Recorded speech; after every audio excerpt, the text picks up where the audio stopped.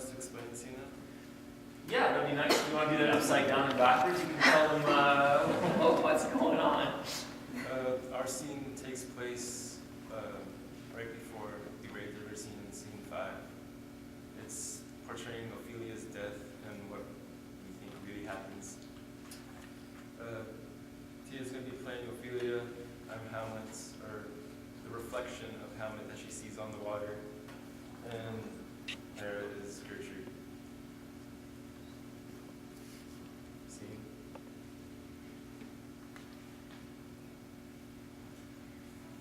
I wanna be underneath the weeping willow. Say rather you lay your head in my lap. My lord? Aye, and that thou which your weeps. What means this, my lord? You well know what I mean, fair Ophelia. You found my fan with your pungent breath of air! Come you here to picnic in the meadows. I'm sure you all fare would feast quite well. Enough! Why did you treat me thus? Why? Why? Because I loved you. Loved. You now give my heart to your ear, but when it was already given, you turned deaf. The words returned to an unrequited love. My heart tenders. That's why, sweet, sweet Ophelia. My love has always been true, not by fault of mine heart, but by folly of mine, that my father willed our love to be unbound. And why must you still follow your father's wish? Might not come here at all, say rather plant the poppies upon his grave. That flower bed is already filled by my father that my love had killed.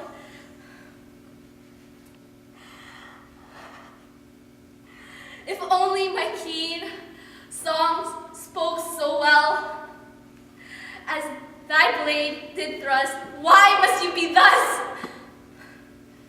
And what is it that you want me to be? To be? To be? I want you to be mine! And I yours! Our love intertwined!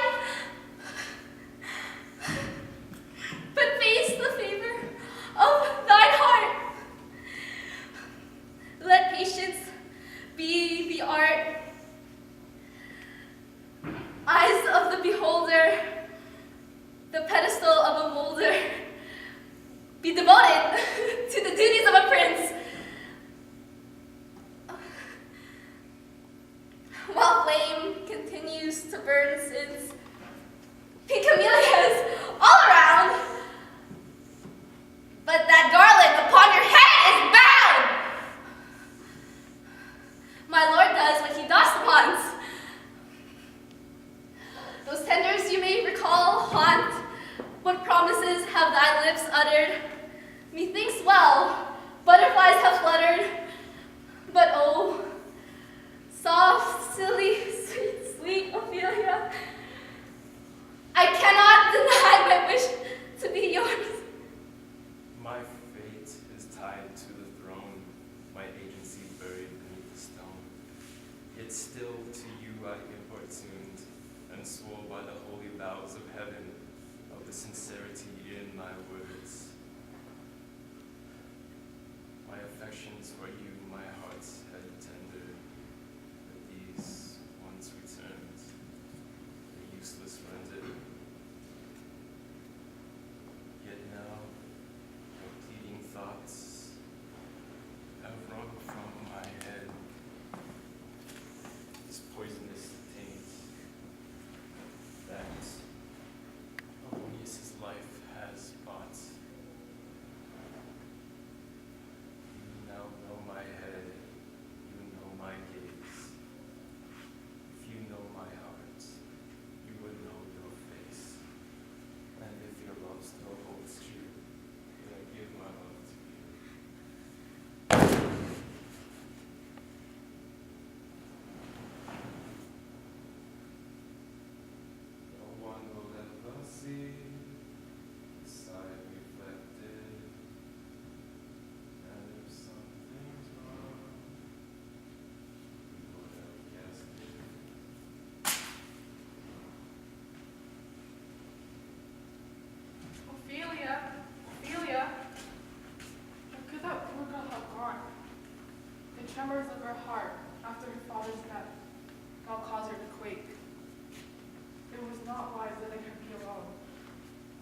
Ophelia?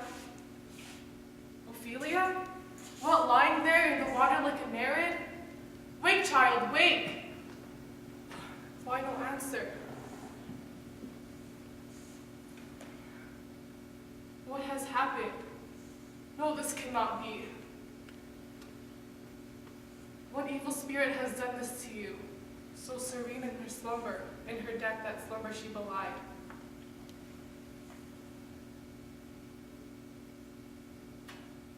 Why? Oh, how pale. Oh, how pale and saddened I look, like the moon looking upon me. The wind whisper melancholy tunes, upset by thy nature, upset by the witness of thy death. Young girl. Young girl, what ravage has caused thee? What ravage has caused, what madness has caused this? That ravage thee to take thine own soul, with the thought of daggers being left for thee on earth. Was it thy noble father's disastrous death, or the mad actions of my dear Hamlet? The roses faded from thy cheeks, while white lilies are left to bloom on your grace.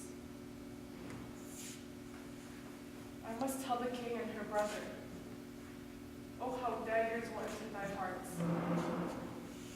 For Laertes, her king, that hath lost the ones dearest to his heart.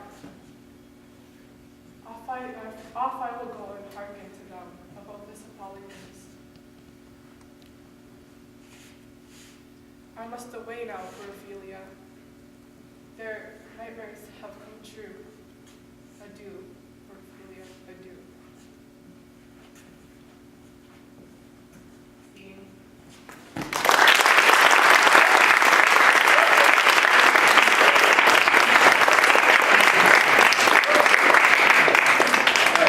A little bit of time. Parnveer, come back.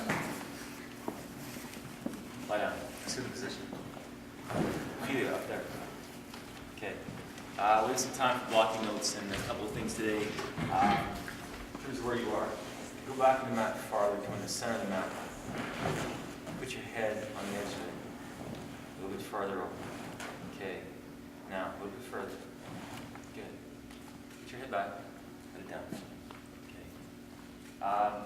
Put your body rigid. If you're a reflection, be a reflection. We're assuming the bodies now, right? So Parnveer is Hamlet's reflective guise, whatever that is, right? If you put your head down flat, when you say your lines now, put your head down, all the way down, relax it right there. You say your lines now a little bit louder, they'll project more likely to us more clearly. There's a huge discrepancy between your calm, quiet monotone and her pitches and where her projection went, and can she project. You need to, of course, let us see your face when you say your lines. And the question then becomes, put your head down. It's the ghost now. Your reflection.